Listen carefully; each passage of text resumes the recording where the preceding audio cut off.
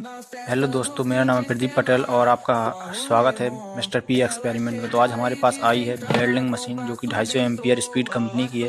इसका supply section ख़राब हो गया था। इसमें हमने 24 वोल्ट 3 एम्पियर का एडाप्टर लगा के इसकी सप्लाई को चालू करके इस वेल्डिंग मशीन को ऑन किया है। देखिए, हम इसको चालू करके दिखाते हैं। देखिए, यह welding machine full working condition में हो गई है।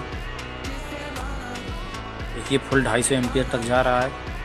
हम इसको आपको चेक करके भी दिखाएंगे। अगर आपको इस वेल्डिंग मशीन को रिपेयर करने की फुल वीडियो देखनी है तो हमारे चैनल को सब्सक्राइब करें और कमेंट करें और बताएं कि अगर आपको इसका पूरा वीडियो चाहिए तो हम दे देंगे। देखिए, इस 8 नंबर रॉड को कितने अच्छे तरीके से जो है जला पा रही है।